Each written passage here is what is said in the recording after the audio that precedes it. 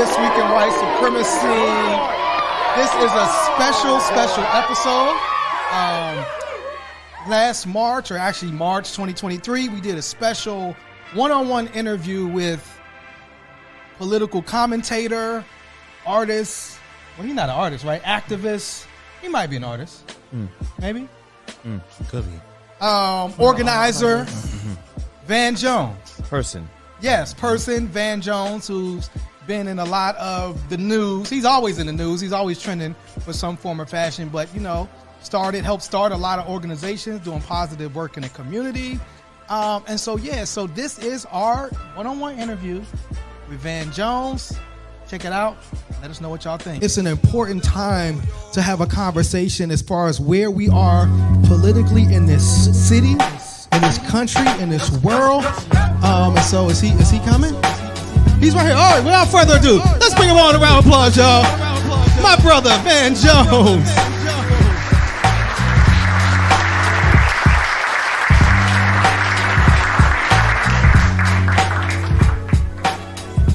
Man, it's been we've had a long journey together. Yeah, brother. I think it was before 2000. At least I knew who you were before then. We may not have talked before. And I remember my first memory of you were I was at an event and it was where am I? Did you turn my mic down a little bit? Are you trying to work on the sounds?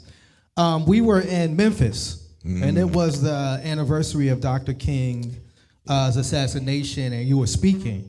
And I remember just being inspired by you. Took a picture with you. I think Kahari might have knew you prior to that. Yeah.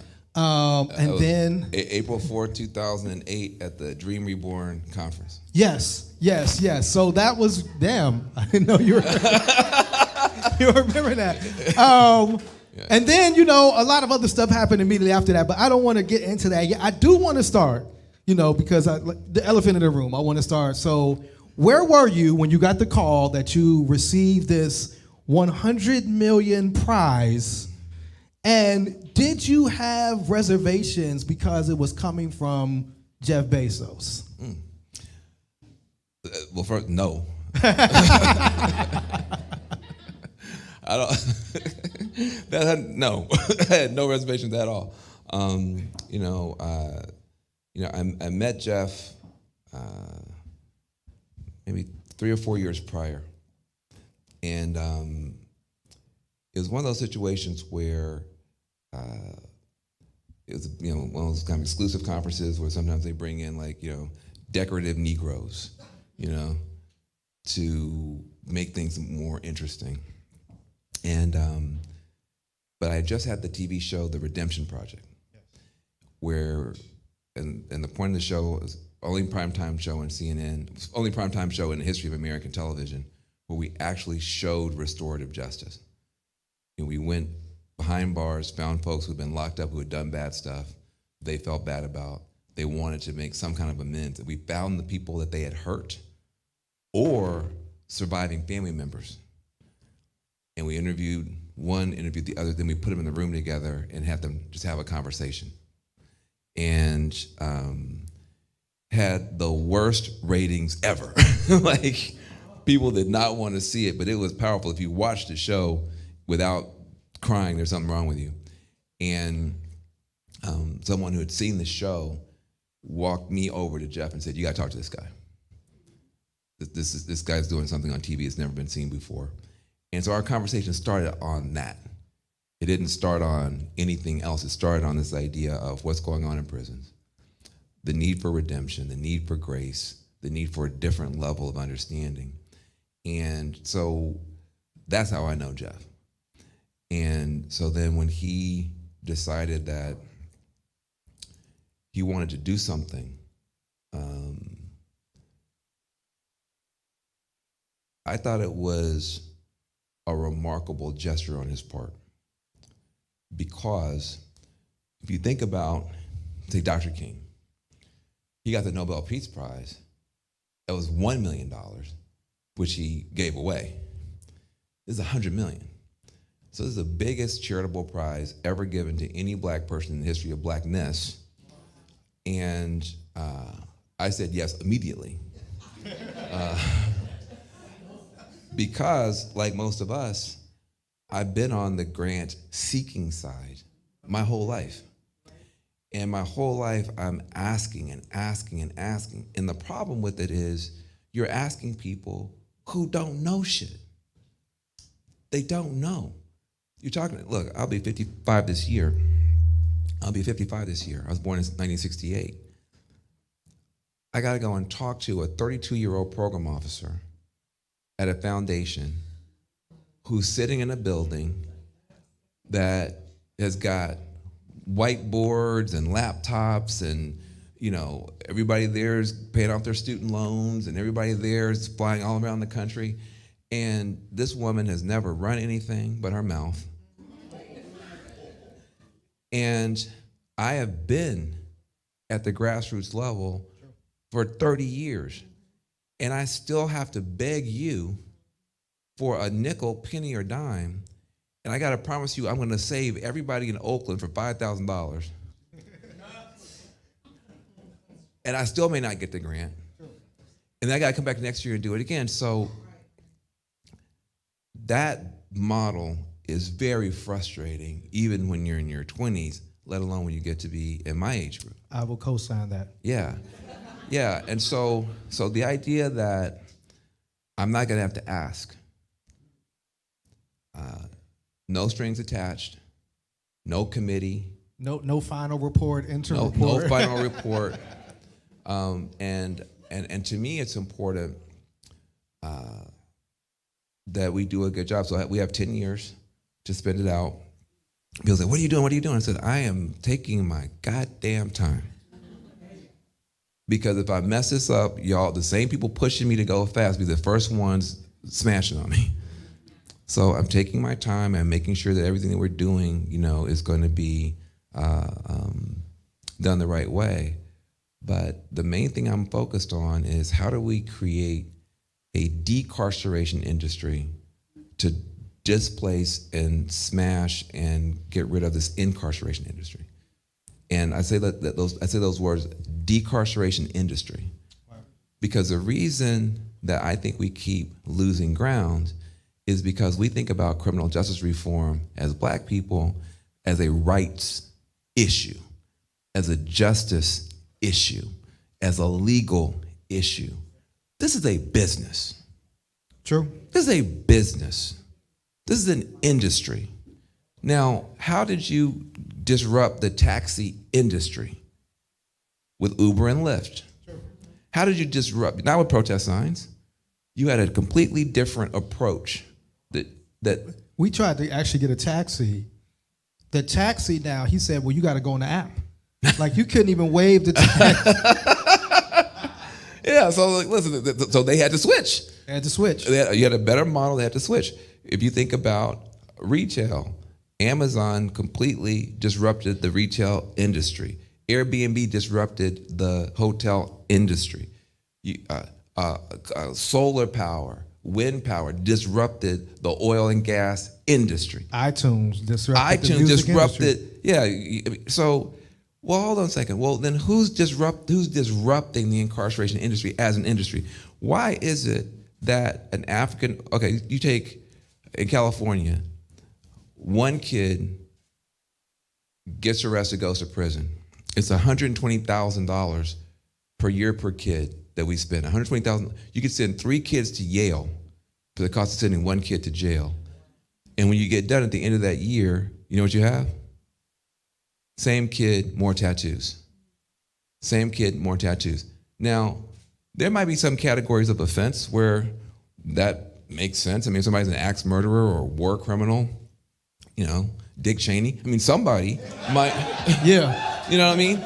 There might be some people. Yes. That are just that terrible. But there's a whole bunch of other people. You're a what do you call it, a deadbeat dad, or shoplifter, or a check bouncer. I mean, that I guarantee you, take one Black grandmama, give her that same kid and $120,000. Come on, man. Let her compete. Y'all believe in competition, capitalism, fine. Let that Black grandmama Give her $120,000 and let her compete with the incarcerator, and I guarantee you will get at least more tattoos. Yeah. And so we have to start thinking about how we create more innovation, more competition, and then you can say, look, you want less crime, so do we. You want cost savings, so do we. You want more rehabilitation, so do we. But our community could do it better than you. Our community could do it better than you. And so I'm using these dollars to build an incubator to support that approach, to try to attract more capital to support that approach. And it's not going to happen in a day. It takes time. But on a decade basis, my commitment is there's going to be whole states where for 40, 50% of these categories of offenses, our community is competing. And I'm not saying take the money from the criminal budget and put it over here in the education budget. We've tried that for 20 years. It doesn't work. Right. Those are different committees, different structures, doesn't work. No, we're saying, no, we're coming into your budget. Yeah. We are the best community safety people. One hood is doing more for community safety than any prison I can count on. I agree. Exactly. And so you should be able to compete for those dollars, and if you're successful, you should be rewarded. And so anyway, that's a very long answer to a very short question, but no, it's a beautiful answer. Yeah. So anyway, so what actually, because it made me, you know, like you said, when I met you I think maybe had just left the Ella Baker Center. Mm-hmm. You did Green for All. Yes. You did, Dream. Like you've done. What brought you to the issue of prison and prison reform? Because it seems like these past few years, that's where you've been most visible. Mm-hmm. That's where most of your work has been done. What brought you to that specific issue? Was it a particular event? Was it a meeting with somebody that made you say, this is the issue of our time right now. This is the issue that I want to dedicate myself to changing? April 29th, 1992, Rodney King, verdict. I've been doing this. That's the thing people forget. I got out of law school in 1993, applied for an Echo and Green fellowship in 1994, got it in 1994. January 1st, 1995, started something called Bay Area Police Watch in 95 to sue the Oakland Police Department, to sue the San Francisco Police Department over beating and killing black people. That's how I got started. I was woke before they had alarm clocks. I've been doing this. I don't have to listen. Talk yourself, man. I've been doing this. It's been jobs, not jails from the beginning. It's been jobs, not jails from the beginning. And when it wasn't popular, and by the way, in California, in the mid-90s, that's when we were building more prisons than Texas. People forget California. People think about California as liberal. If you're black in California in the 80s and 90s, you may as well have been living in Calabama. The LAPD was completely out of control, and they were building prisons from the top of the state to the bottom of the state and filling them up with black and brown people, with Democrats leading the way. Jerry Brown, Willie Brown, and in D.C., Joe Biden, Hillary Clinton, Bill Clinton. The deal, the devil's bargain that I came up fighting against was Democrats saying we're liberal on every issue, environment, women's issues, every issue you can imagine, we're liberal, but we're going to be tough on crime. That was the trade-off. So that made you a moderate. You could be liberal on everything as long as you're willing to lock black and brown young people up for doing the same drugs that white people were doing. True. You could be a moderate Democrat. Moderate Democrat meant we're tough on black people. And I was 24, 25 years old. Everybody going to jail looked like me, was the same age as me. Now, I had a law degree from Yale, but you can't tell that when you're driving through the Mission District. True. And so I've been doing this. The reason that when we met, I was working on the green stuff. The initial program wasn't called Green for All. It was called Green Jobs, Not Jails. The initial program was California had passed all these solar initiatives, solar bond measures, solar this, solar that. no solar panels going up in the hood because we couldn't afford them. And worse than that, they weren't going up in white folks' neighborhoods either because they would order the stuff, get the tax breaks, and 6 months later, no solar panels going up. Why? They hadn't trained the workforce. And so I said, hold on a second now. Yeah. You mean to tell me you have millions of dollars into an industry with no workers? So I said, why don't we take the folks who most need work, these young black and brown folks in Oakland, and let them do the work that most needs to be done, repowering the state in a clean way. So we were able to go all through East Oakland. We were able to go all through Richmond and say, look, we're tired of y'all standing in front of our houses. We're tired of y'all standing in street corners in front of our houses, getting on our nerves. We want you on top of our houses, putting up solar panels. And the ones who agreed, we created something called the Oakland Green Jobs Corps.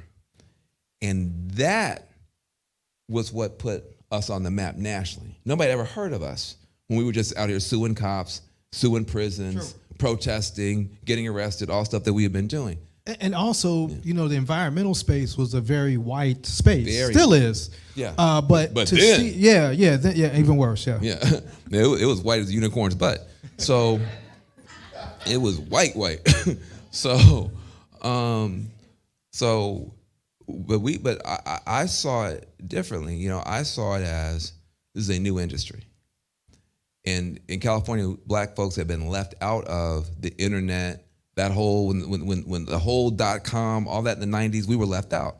And so I'd already seen an industry come up in California, take over the world, and have us left out. I said, I want to make sure we're in on the ground floor. But what happened was we got the Oakland Green Jobs Corps going. To be honest, it wasn't a big program. It was about 20 young people, but they were bad and beautiful. And the pictures that we took of them on rooftops, the sun shining, they're beaming, tattoos and the whole deal. It was so shocking and it was like a new world. And in those days, you post something on your website, this is before social media, the only way it was gonna go viral was people really liked that image and they had to email it to their friends and email it. So all of a sudden, our pictures coming off of those rooftops in Oakland and Richmond were going all around the world. Nancy Pelosi had just become Speaker of the House for the first time in 2007. She's right across the bridge in San Francisco. Right. Her staff found out about it. Pelosi took me by the hand to Washington, D.C. to testify in front of all of her committees about this little crazy program in Oakland, right, where we're fighting pollution and poverty at the same time by putting young people in charge of the solar revolution. George W. Bush was so inspired by what we were talking about that he signed a bill called the Green Jobs Act of 2007 to take our program and spread it through the country through the Department of Labor. So then that next year, I got a book deal, wrote a book called The Green Collar Economy, describing what we're doing. The book became a bestseller. A guy named Barack Obama read the book. He won an election, which you may have heard of. And then they passed a stimulus bill, $387 billion, which at that time was a lot of money. And in that bill is $80 billion for clean and green solutions. Here's the same problem that they had, though, in D.C., they had in California. The people who understood clean energy didn't understand job training. People who understood job training didn't understand clean energy. And there's one foolish Negro in the whole country, Van Jones, who knows both. So he sent for me. That's how I wound up in the White House. Wow. And so, give it up. That's an amazing story. Because I remember when it was announced that you were in the White House, because to me, I remember I'm like, I felt like you represented me. I'm like, okay, we have an activist, yes. We have an organizer, we having somebody like I know. At that time, it's like somebody I know is in the White House. And then, and we had this conversation earlier, because when I think about cancel culture now, the first person I remember going through like what we consider modern day cancel culture was you. Absolutely. And it was, they went and found stuff that you had said earlier, and they brought, Glenn Beck, who I still, love Glenn Beck. I mean, I'm sorry, excuse my language. I know it's Sunday, y'all. I'm sorry. Brought it all out, and then you underwent this severe attack. I don't know if you remember, I did a song.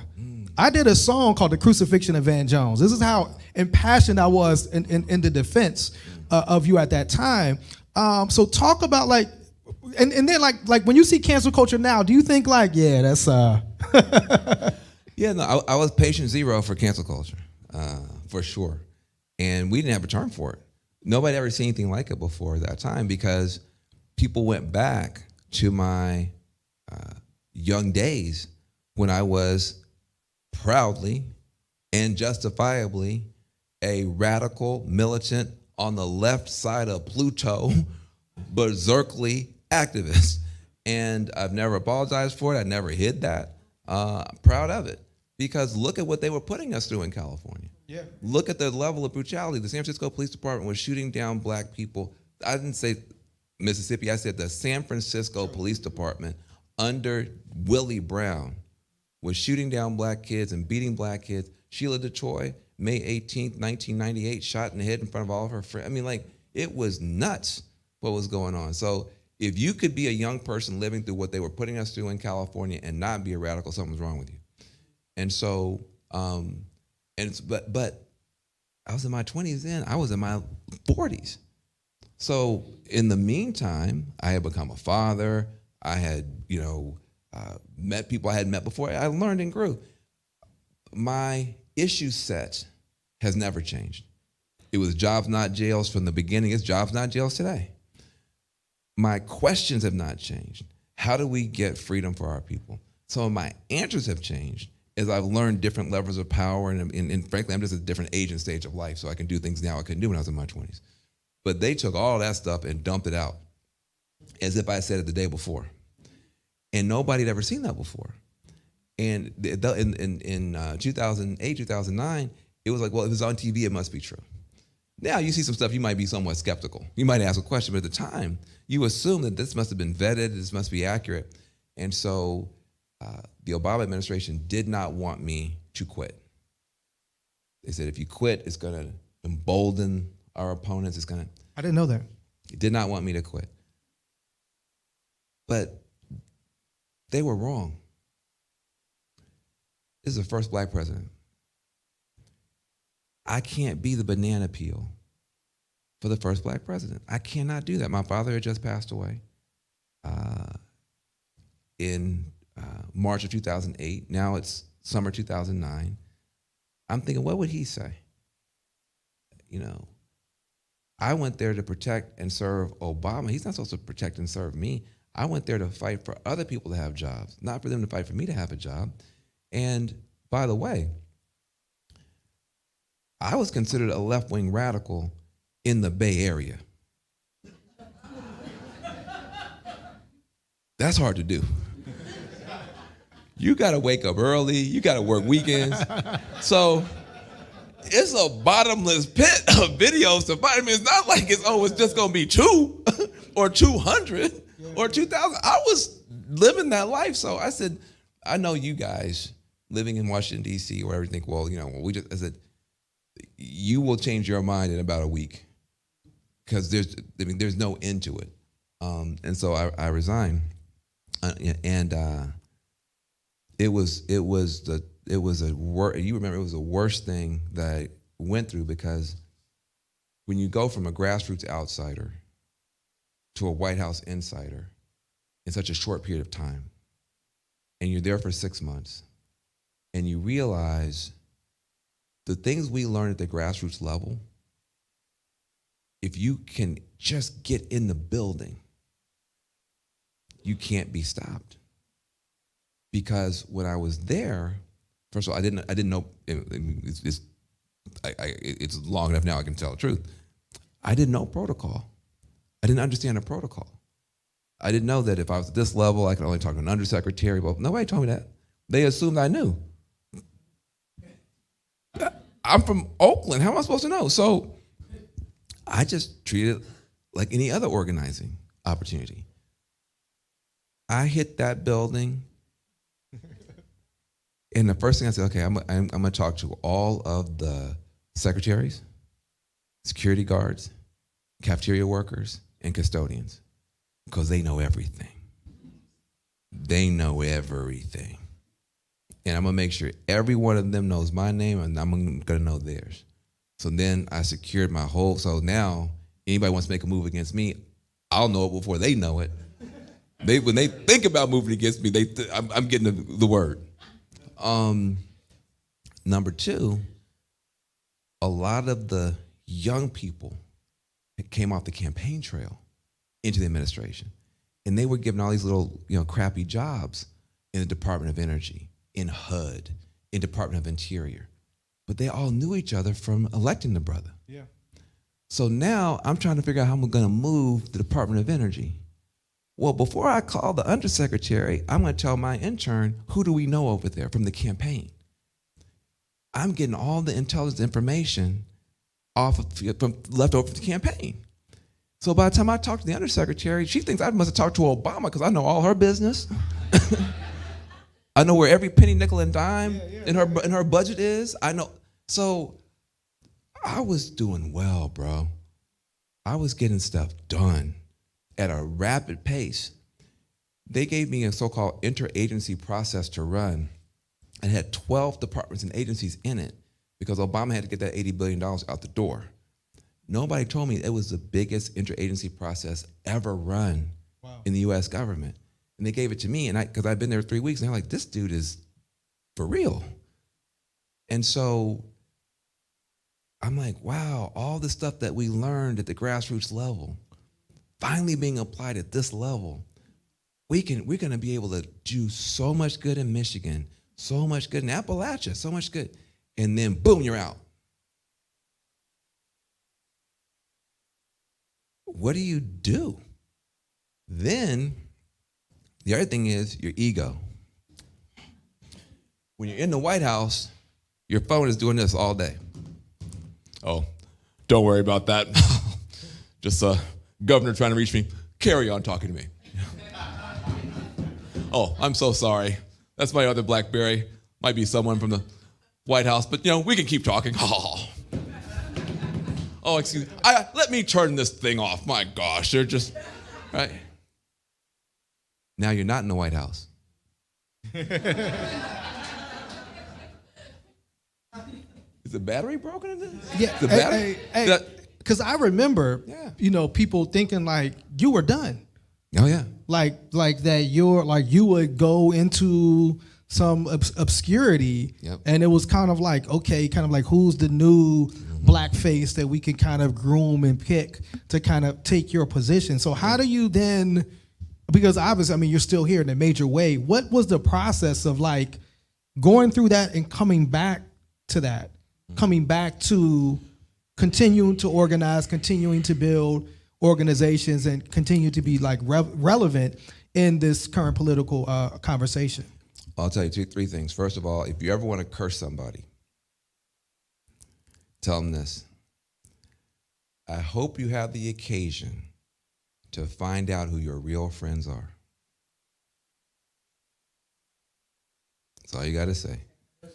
I hope you have the occasion to find out who your real friends are. Because when you lose that position, that's when you find out. That's when you find out. So a lot of people messing with y'all today that you think are messing with you because of who you are. No, they messing with you because of who you know. They're messing with you because of what they think you can do for them. And the minute they figure out that you may or may not be able to, you'll see. So number one, I found out who my real friends were. And I count you as one of the people who didn't change at all. You didn't change at all. But a lot of people changed. Number one. Number two, I was clinically depressed for a year and a half. That was not easy. That happened in September 2009. I was living in Tacoma Park, Maryland. my little boy, who is now here at University of Pittsburgh as a freshman, was starting kindergarten. And the leaves were just beginning to turn colors on the trees. And I said, I'm having a hard time getting out of bed every day. And I might look out that window. I said, by the time these leaves change colors, I'm going to be better. And then the leaves changed colors, and I wasn't better. I said, okay, by the time the leaves fall off the trees, I'm going to be better. And I wasn't better. Then I said, by the time the leaves come back on the trees, I'm going to be better. And I still wasn't better. And the leaves changed colors again. Okay. And when I say clinically depressed, I was clinically depressed, having a hard time getting out of bed for about a year and a half. Okay. So, you know, this game that we play at the national level, you guys kind of watching us, you know, we play with live ammo. You know, you get knocked out, you get knocked out.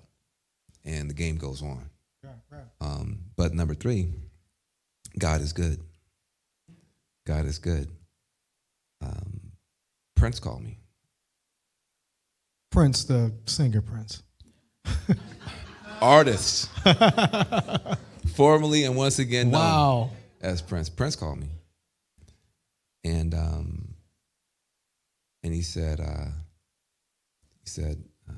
this is Prince. and I said, I know. He said, you're the most controversial man in the world right now. And I said, for better or for worse? He goes, I think for the better. I want you to come to see me at Paisley Park. Click. I'm like, block number. Yeah. I'm like, where are you? How am I supposed to find you? Like, so for about 15 minutes, I was freaking out. Like, I don't know what am I supposed to do? And I know Paisley Park exists, but you can't Google it. I mean, I'm like, how am I supposed to? It's like Never Neverland. Like, what are you? You know, and then one of his people called and said, oh, you know, I heard Pete called you. You're supposed to come out here, blah, blah. And he sent for me. And I got a chance to sit with him. And he saved my life. Wow. Saved my life. He said, first he asked me a ton of questions about the White House, just how it works. He's unbelievably, you know, and now it's coming out, all the people he helped. Lizzo, like he had Lizzo over Paisley when nobody knew Lizzo was, but he said, I mean, you want to know everything about the White House, you want to know everything about, you know, Obama and all that kind of stuff. And then he said, you seem sad. I said, yeah, I'm not doing that good. He goes, why do you say that? I said, well, I had a job at the White House. You may have noticed. I don't know if you're not paying attention to the news here. And he said, you're still sad about that? I said, yeah. He said, way worse things than that are going to happen to you. Wow. Really? And I said, why do you say that? He goes, it says, you seem to care about people. I said, yeah. He goes, and you're trying to help others. Yeah, he goes, people like you get hurt. He said, here's what I want you to do. Go to Jerusalem. Stay there for 2 weeks. Pray every day. While you're there, take out a blank piece of paper. Write down everything you think needs to happen. Just like you're still in the White House. Write it down. And when you're ready, bring me that list, and I will help you do it. Wow. So I had this hope that if I could just figure out the mental health piece, that I at least had somebody that was going to try to help me. Yeah. And he did. He did. And when I was ready, I showed him what I wanted to do. He said he would help me. And it was simple stuff. Like I want to be able to. At that point, I understood how the White House worked, which very few people with our politics understand. True. Like I mean, I operationally understand how the White House works. It's not a building to me. It's the same way that you know how your organization works. Like, who outside of your organization could tell you anything about your organization? They said, well, I read about it on the internet. You don't know a damn thing about me or my organization based on the internet, right? White House the same way. So I wanted to be able to get back, help people, whatever. And he helped me, and I thanked him. I thanked him profusely, and he said, "Van, you used to work for a president. Now you work with a prince." Come on now. he said, "That's a promotion." Very cool. Very, very, very cool. Man, so I want to bring it to what's happening right now, because in my opinion, we're witnessing a political landscape unlike I've never seen in my life. You're from rural Tennessee, you mentioned, and we watched Tennessee expel the two conscious black members for organizing against gun violence, right? We saw prior to that in Mississippi, we watched Republican legislators really take the most profitable areas of Jackson, Mississippi away from the mayor, Chokwe Lumumba, to the point where they have their own police force and their own judges, right? We're watching, the thing that really threw me was we saw the governor of Texas say that a man who went on his Facebook and said he was going to kill somebody in a protest, went to the protest, killed a man, and was found guilty unanimously by a jury in Austin, say, I'm going to pardon him the minute it gets to the deaths. So, like, is what we are seeing new? Is democracy still here? And how, for those of us that organize civically, we do civic engagement work, education work, and as a part of One Hood Media, how do we respond to what we see happening, where even when we win, it seems like the Republican Party or the other side can change the rules? I don't have good answers. I don't. I think that Regis Debray was a revolutionary writer in the 60s, and he chronicled Che Guevara's movement, and he said something that's always stuck with me. He said, the revolution revolutionizes the counter-revolution. The revolution revolutionizes the counter-revolution. In other words, white lash is inevitable, right? The backlash is inevitable. And you have to be able to develop your organization and your perspective and your members with that in mind. We often suggest to people, if we can just win this election, it's all going to be good. If we can just pass this ballot measure, it's all going to be good. And I think that is good for the sprint, which, campaigns are sprints. It's not good for the marathon. And so I think we're going to have to adjust. We're going to have to adjust what we say. This is a much bigger battle. We win, they change the rules. So I think in some ways, it's hard to say this at the grassroots level, but I think we have to expand the battlefield. I think we have to start doing things that might feel uncomfortable. Like, so for instance, up until now, nothing I've said would explain why I'm so controversial on the left, right? The things I've said up to now would explain why I'm controversial on the right. I'm also controversial on the left because the way that I read the chessboard,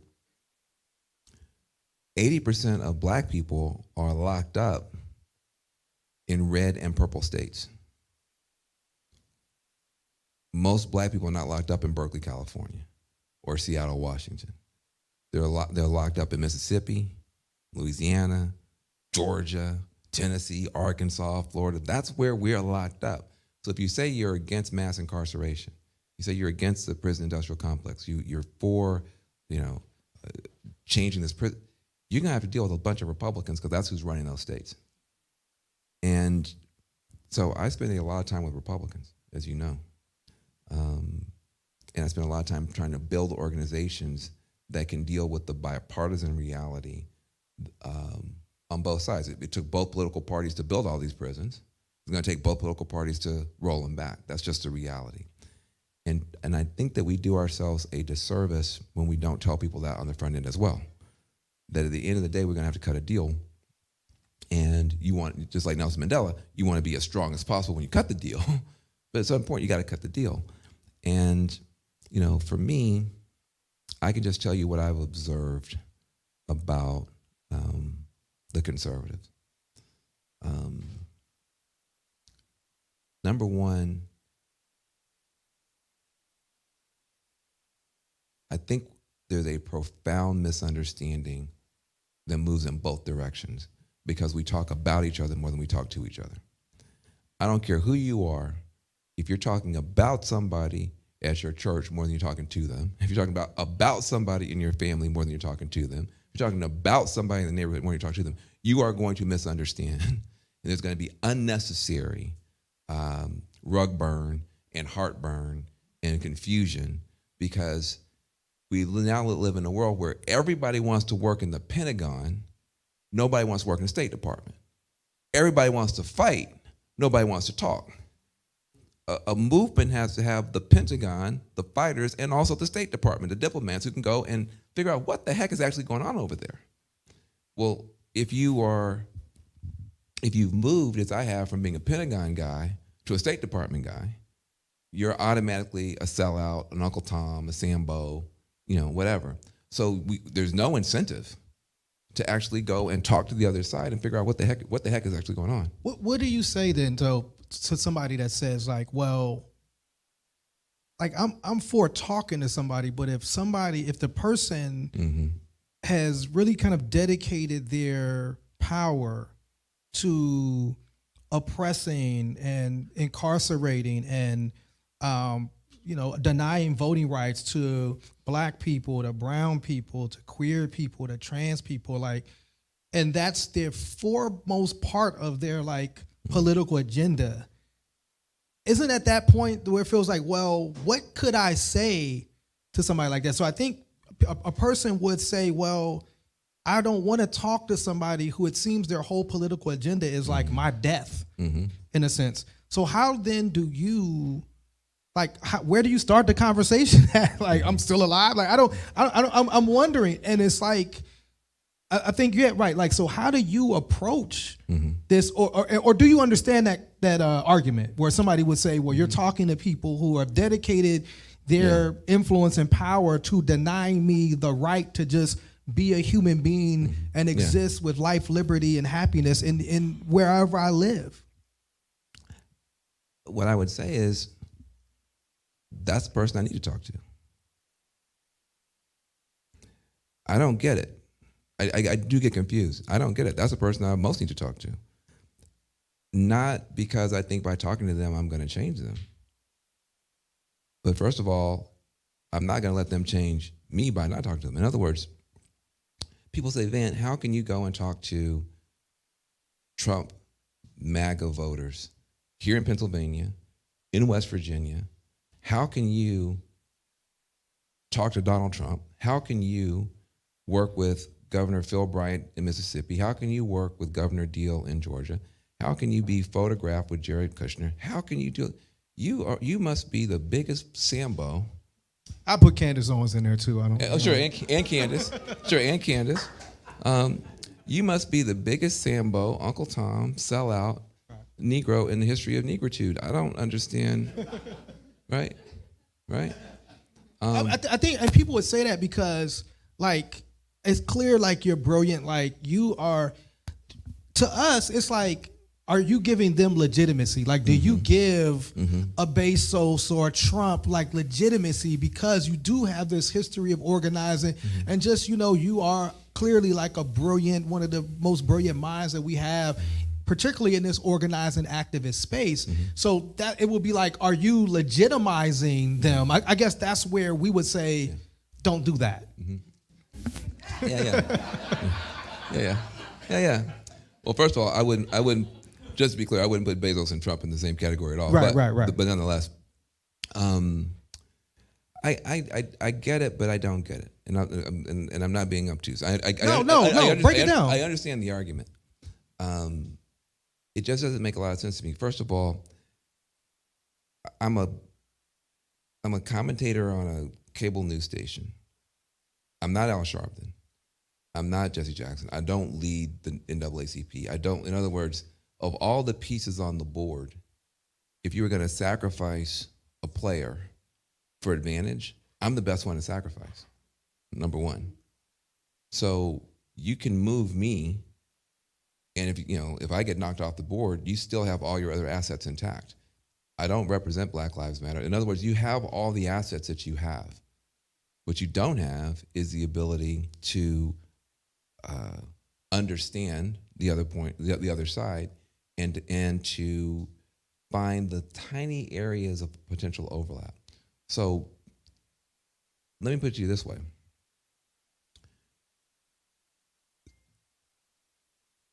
If you look at not the photograph of me and Candace Owens, a photograph of which I am unbelievably proud, by the way, and ask, where was that photograph taken? Van Jones is in a picture with Candace Owens, and Van is smiling, big time. That's weird. Yes. That's strange. That's bizarre. That's hard to imagine. Where is this picture being taken? Oh, wait a minute. I recognize those curtains. That's at the White House. I got Candace Owens to come to the White House and help me move Donald Trump to sign legislation that let 25 Black people out of prison. Oh, no, I'm sorry. 25,000 Black people out of prison. They may have to close 2 federal prisons because of the First Step Act. And I got Candace Owens to come and help me move the president to sign my bill. Now, if I had gone to the White House to help her with her bill, Yes. you could justifiably criticize me because Lord knows what her bill would be. People say, how can you be in a picture with Jared Kushner? Jared Kushner's father went to federal prison. Don't forget that. If you don't understand that, you don't understand anything else I'm about to say. Jared Kushner's father went to federal prison. One of the things he was bound and determined to do when he got to the White House was he was going to do something about what his family had been through. If you want to understand Jared, what are the 2 things Jared Kushner will eat glass over? Israel and the federal prison system. Because his family was almost wiped out in the Holocaust. Only one family member survived. He'll do anything for Israel. And his father was humiliated in federal prison. He'll do anything. He's more radical on some of these prison issues than some of you, because he lived through it. And so when I met him, I said, Jared, I'm going to tell you. You and I are going to disagree and fight about a lot. And don't forget, with Jared, the first thing Jared did when he got elected, when his father-in-law got elected, was he took my boss out, Jeff Zucker, to lunch. And he told Jeff Zucker, if you guys want any access at CNN to the Trump White House, it's going to cost you 2 things. Number one, you got to fire Anna Navarro, and you got to fire Van Jones. because Anna Navarro and Van Jones are two, white lash. I had just coined the term white lash and said that the support for Donald Trump was in part a white lash against a black president. That pissed them off to the highest of pistivity. And Jared told my boss, you will have zero access as CNN to anything in the Trump administration unless you fire Anna Navarro and fire Van Jones. That's how our relationship started. Now, I should have said thank you, because that meant I could never be fired. No, CNN can't fire me now, ever. But it pissed me off, and I went on TV that night and said, Jared Kushner is riding his tricycle around in the Oval Office. He needs to get a real job. So, right? So we started off mortal enemies. But when I found out that he was serious about trying to do something about what had happened to his dad in prison, I went to the White House and sat down with him. I've been in this building a lot. I got Bill Clinton to close an HIV positive prison camp for Haitian refugees. I got W to sign my Green Jobs Act. I got Obama to hire me. And so I said, I'm not a stranger to this building. And I said, I know what you guys can do and I know what you guys can't do. I said, with you, I got 99 problems, but prisons ain't one. I got 99 problems with you, but prisons ain't one. And if you, as a White House official, want to do anything about the federal prisons, I will help you do it. Period. 200,000 people in federal prison, they can't vote.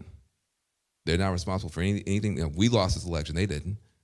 They can't march, they can't tweet, they don't donate to campaigns. I said, they are hostages in this situation. And I will do anything to get them out.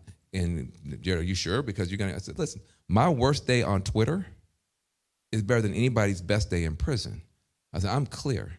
I've been doing this. I'm not new to this. And I understand how this building works enough. I can be helpful. But here's the deal. The bill that we pass may not be able to help everybody in federal prison, but it can add 1 day, 1 minute, 1 hour to anybody's sentence or I'm out. That's my only requirement. Is that now, we may not be able to get everybody out, but the compromises have to be on not helping everybody, but it can't hurt a single person or I'm out. And that was the deal that we made, and that was the deal that we passed. Now, I say that to say, to my critics, when was the last time you got one person out of prison?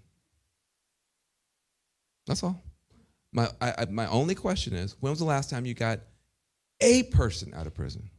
When was the last time you put money on your cousin's books who is in prison? When was the last time you wrote to your homeboy who is in prison? When you can answer that question to me, then we can have a conversation about the 25,000 people that my team got out. And that was 2018. 2019, we turned around and launched an organization with Jay-Z called the Reform Alliance. That organization and Meek Mill. Don't forget Meek. I'm in the wrong state. I'm in the wrong state to leave out Meek Mill. Jay-Z, Meek Mill, Robert Smith. You go down the whole list. That organization, in the short time it's been around, we launched that in January 2019. In the 4 years it's been around, it's passed 16 bills in 10 states. This one, not one of them, unfortunately. It's got about 500,000 people off of probation and parole. So the teams that I've built, whether you're talking about the Ella Baker Center for Human Rights, which closed every youth prison in California, whether you're talking about colorofchange.org, which is the biggest digital organization for black rights in the history of black people, whether you're talking about Green for All, which has moved, at this point, probably $6 billion on green and clean solutions into the hood, whether you're talking about Cut 50, which did 25,000 in the federal system and 12 bills in red, or whether you're talking about Reform Alliance, my teams have freed more black people than anybody since Harriet Tubman. Period. Okay. I feel like we need like a bomb drop. Yeah. With them horns. So if you don't like how it looked, that's fine. But then what was your strategy? for getting 500,000 people off of probation and parole and not talking to any Republicans, not taking any pictures with any Republicans? What was your strategy for getting 25,000 people out of federal prison without talking to Republicans and taking no pictures with Republicans? What was your strategy for getting 12 bills passed on a bipartisan basis in red states during the Trump administration without talking to any Republicans and taking no pictures? If you can tell me what your strategy was and I can evaluate your outcomes, then we can have a conversation. But if you can't, all right now. Right. So then, and because we're all friends here, I'm gonna say something I've never said publicly, but I'll say it because you're my friend. Okay. The white supremacy on the left to see a black man standing next to a white man and assume the black man is a dummy. You see a black man standing next to Jared Kushner. You see a black man standing next to Newt Gingrich. You see a black man standing in the Oval Office next to Donald Trump. And you assume that the black man is a dummy. You assume the black man is a fool. You assume the black man is being used. You assume the black man doesn't know what he's doing. It's true. That's white supremacy. Now, that's white supremacy. True. And it's never, and nobody has ever gone on Twitter and said, hold on a second, Van Jones is a black man. He's a black man. He's never changed his issue set. If I start off working on prisons, and then I got well known, and then I started working on putting mittens on kittens or something safe, right? You can say this dude done changed. Like, kittens need mittens, and I want to make sure they aren't too chilly in the wintertime. Start selling pillows or something. Please, you know what I mean? If I change my issue set, yeah, and now I'm in there and I'm talking about stuff you never heard me talking about in the hood, that's a sellout. Or if I'm in there saying build more prisons, just give me a job, that's a sellout. And you may have seen that before. That's not me. And I'm being effective, but I'm a black man. And so black Twitter and everybody else has no problem jumping on here and saying this guy is an idiot. And nobody said, well, hold on a second. Wait. Wait now. Hold on a second. 2004, Democratic Party platform. Zero, zilch, nunca, nada, nothing on criminal justice reform. 2008, zero, zilch, nunca, nada, nothing on criminal justice reform. 2012, zero, zilch, nunca, nada, nothing on criminal justice reform. You didn't have a Democratic Party that was not, at least on paper, a pro-mass incarceration party until 2016 because of Black Lives Matter. True. It was Black Lives Matter that turned the Democratic Party into a party that was opposed to mass incarceration, and not 1 minute before BLM, which means in 2020, this party is going to run a pro-criminal justice candidate because nobody who is anti-criminal justice reform can get the nomination. What does that mean? Look at the chessboard.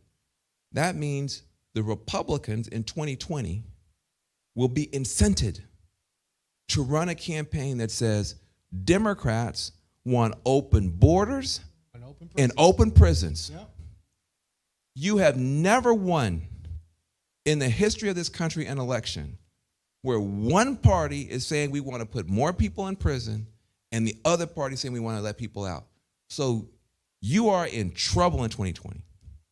You are in deep trouble in 2020 unless both parties are for criminal justice reform. You can't win in 2020 unless somebody can help and support both parties to adopt the issue. So then it becomes common ground. And what happened in 2020? You had everybody literally from Mike Pence and Donald Trump to Joe Biden to Bernie Sanders, all saying criminal justice reform is something that we need more of.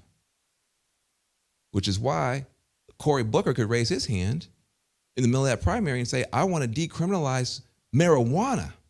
Yeah. And nobody even blinked. If Obama had said that in 2012, he would have been obliterated. True. Why? Because we had gotten the Republicans out of the sniper tower and down on the field with the rest of us to help solve the problem.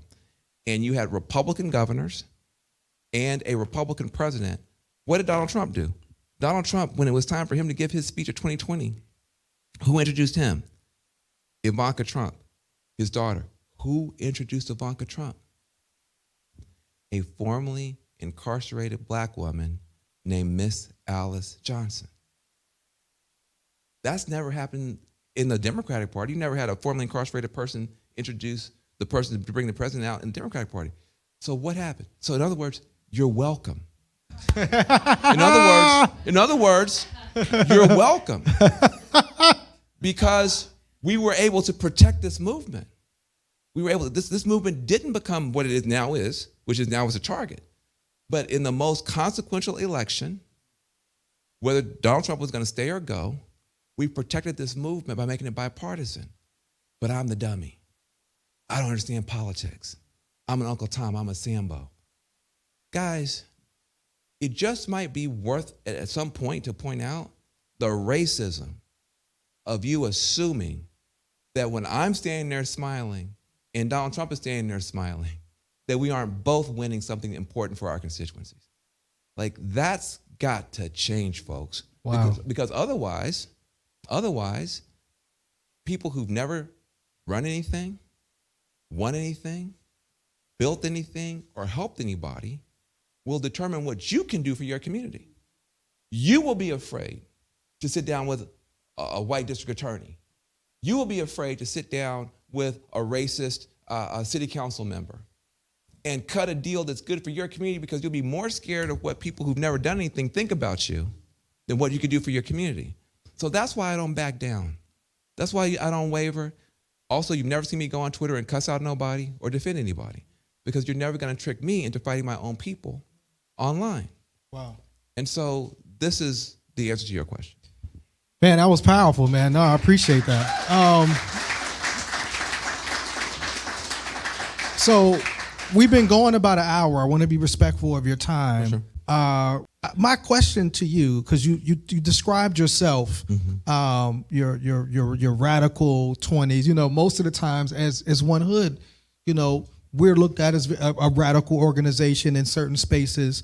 We're organizing with folks that are labeled or viewed as radical, and we organize with a lot of younger activists. And I had told you, when we put the flyer up, I'd never seen such a difference. Like, he was, some people were saying you're a Marxist, other people were saying you're a sellout. It was such a wide range of responses to it. I'd never seen that before. But what would you, maybe that young activist that said, I ain't going to see Van Jones, he's a sellout, but that is like earnest about wanting to change the conditions of their community for the most marginalized people, what advice would you give to them as they begin their journey into wanting to change the world? Look, when you are young, you don't have much to fight with. You just don't. You have your mouth and your body. Yeah. And that's why all young people's politics look the same. Megaphone and sit-in. Megaphone and marching. Because that's what you have to bring. And you've never heard me disrespect any of that. In fact, people will act like Black Lives Matter was always popular. It was not. I was one of the few people on television when they first came out defending them to the hilt. I said, I don't speak for Black Lives Matter, but I'll speak up for Black Lives Matter, because what they're saying is correct. And they're saying, oh, well, their tactics, blah, blah. No. They're not the ones killing people. Right. Don't talk to me about their tactics. We're going to talk about law enforcement tactics. We want to talk about tactics. Sure. They should be mad. And they made the country a lot better. Not a little bit better, a lot better. But they fought with what they had.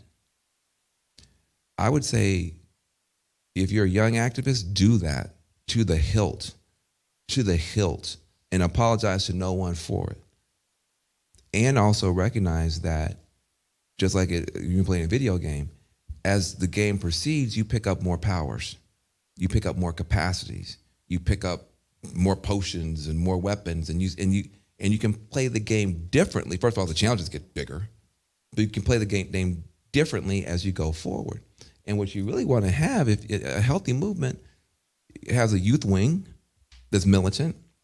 It also has an adult wing that is figuring out some of the tougher issues around capital allocation and policy development. The problem is we're in danger sometimes of being a youth wing of ourselves, where you're never allowed to graduate beyond what I would call it, the weapons of the weak. The weapons of the weak are you putting your body on the line, speaking truth to power even when it may cost you. The reason that the whole world just freezes when that happens is because that's power, a certain kind of power. Whenever you see people marching in the millions, whenever you see young people take, it's a necessary precondition for anything else good to happen. That's why we have to defend our young people when they take those actions. And sometimes they say it the wrong way or do something stupid. That's not the point. The point is they're trying. My request would be, I'm trying too. Van Jones has $100 million. And I will be forever grateful for that. And I want to do a good job with it. But I also know something else. Greenpeace, which is trying to help dolphins, gets $150 million a year every damn year.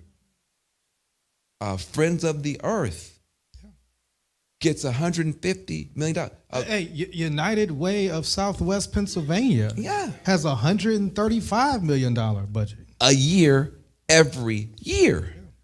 And so I'm not foolish enough to believe that this one grant by itself is going to fix everything. It can help, and I want to use it to help. But we need everybody from the Van Joneses who are sitting in with billionaires and conservatives, all the way to that young person who's just wrote their first poem and is going to the city council to put them on blast. We need all of that plus. And I think we're going to have to start. We underestimate our opponents. And we underestimate the challenge of dealing with 400 years when we act like, well, if you just did it my way, we'd win. True. That's not correct. And I think what we really need is just more respect and more dialogue. It's hard even for me to be in dialogue with people who spend most of their time talking crap about me on the internet. Yeah. I'll do it. I'll talk to anybody, but it doesn't feel good. I mean, I know when I'm talking to people who are in a different political party, that I'm talking to somebody who may or may not have respect for me and my ideas, but we're having.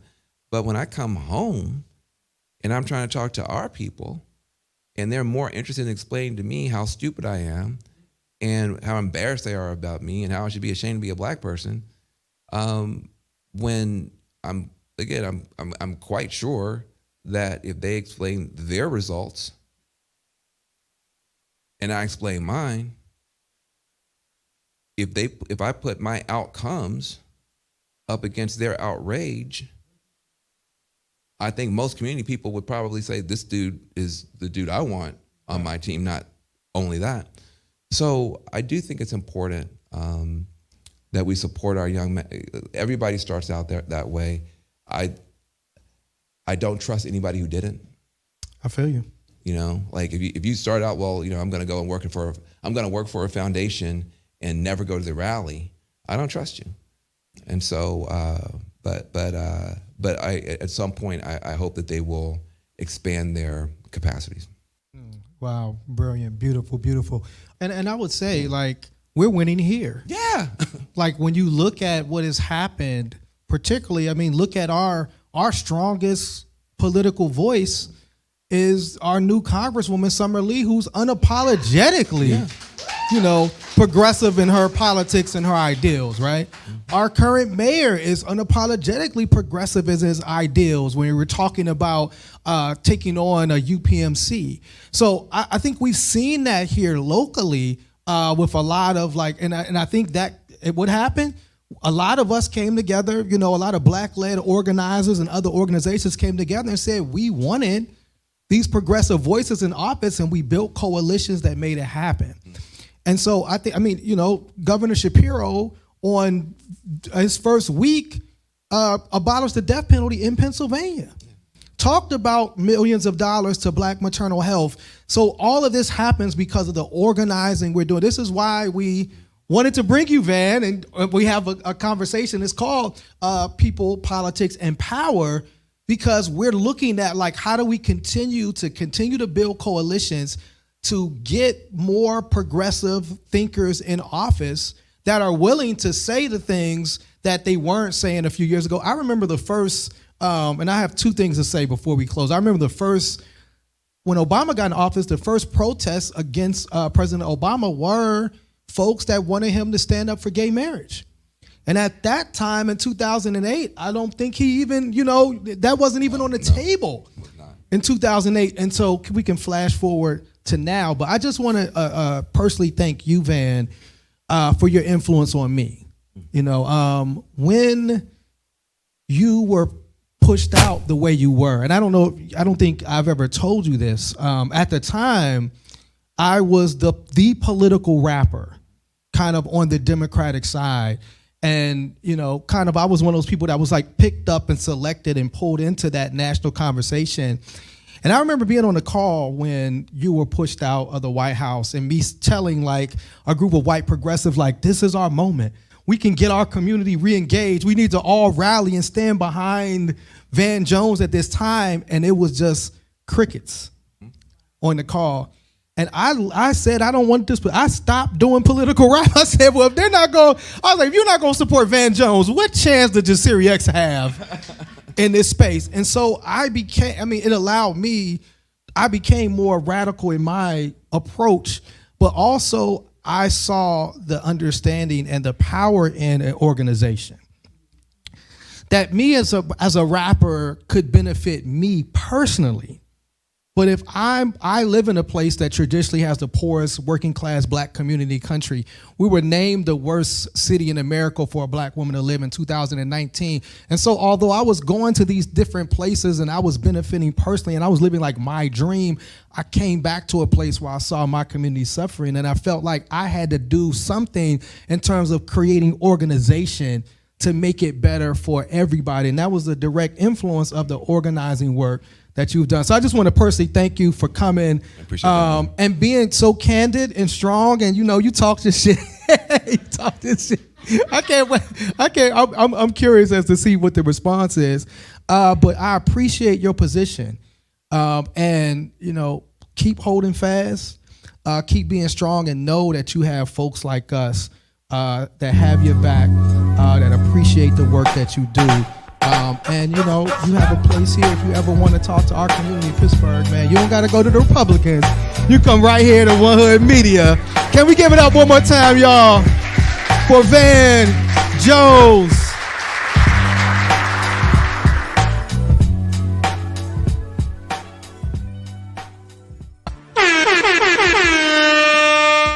So what y'all think? Did y'all enjoy our Van Jones? Van was talking this shit, you know what I'm saying? Freed the most Black people since Harriet Tubman. You gotta give him his props. Get a man his props, you know what I'm saying? He unlocking the Black people in the system, you know what I'm saying? What you got to say? What you got to say? He's a $100 million man. He's a $100 million man. What you got to say? Trouble, what you think? With the master plan. I didn't know a lot about Van before this interview, but it was dope to witness and kind of hear his contributions and absolutely kind of how he got to where he is now. I mean, Prince helped him. I mean, he had the co-sign from Prince. He went from working with a president to a prince. President Prince. That's an upgrade.